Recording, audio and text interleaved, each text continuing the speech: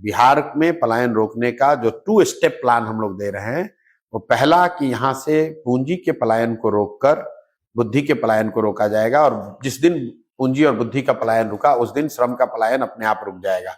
अब पूंजी का पलायन क्या है ये आप समझ लीजिए। बिहार में जो लोग यहाँ पर पैसा बैंकों में जमा करते हैं वो करीब करीब 4.5 लाख करोड़ रुपया हर साल होता है। उसमें बैड सीडी रेशियो की वजह से या लो सीडी रेशियो की वजह से करीब करीब 2-2.25 लाख करोड़ रुपया बिहार से बाहर बैंक भेज रहे हैं। तो जन स्वराज का पहला स्टेप यह है कि इस बैंकों के जरिए होने वाले पूंजी के पलायन को अगर रोक दिया जाए तो बिहार में 2 से 2.5 लाख करोड़ रुपया एक्स्ट्रा हर साल निवेश होने लगेगा, जो कि बाहर के उद्योगपतियों का पैसा नहीं है, बिहार के लोगों का पैसा होगा।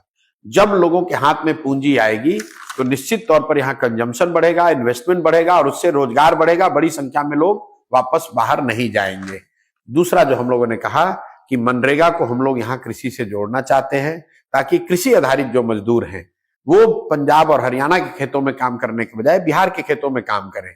ऐसा नहीं है कि बिहार में खेतों में मजदूरों की कमी नहीं है, यहाँ जो खेती कर रहे हैं वो लोगों के पास मजदूर नहीं है। और मनरेगा में बिहार सरकार का यूटिलाइजेशन है 40%, क्योंकि इनके पास मनरेगा के अंतर्गत काम कराने के लिए ना पैसा है, ना साधन है, ना व्यवस्था है। तो हम लोग ये कह रहे हैं कि हम मनरेगा का पैसा जो हम लोग सरेंडर कर रहे हैं दिल्ली में, उस पैसे को लेकर आएंगे और मनरेगा के तहत मजदूरों को किसानी से जोड़ा जाएगा।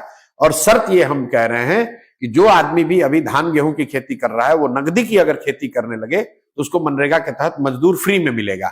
इसका बहुत बड़ा फायदा ये होगा कि जो कृषि आधारित मजदूर हैं उनको यहीं पे रोजगार मिल जाएगा, पलायन नहीं करना पड़ेगा।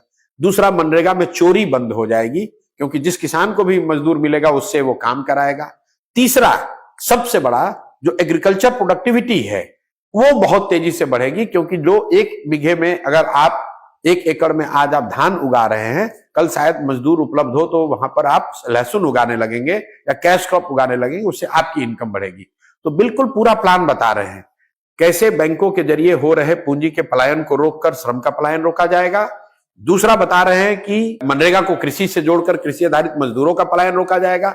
और तीसरा कि यहां घर घर इंटरेस्ट सबवेंशन की जो स्कीम लाकर हम लोग महिलाओं के हाथ में पूंजी देना चाहते हैं, ताकि घर घर में रोजी रोजगार हो सके। हम लोग ये कह रहे हैं कि 4% सालाना ब्याज पर यहां पर लोगों को कर्ज दिया जाए, ताकि लोग अपने अपने घर में छोटा मोटा रोजी रोजगार कर सके। उससे भी पलायन को रोकने में बहुत बड़ी मदद मिलेगी।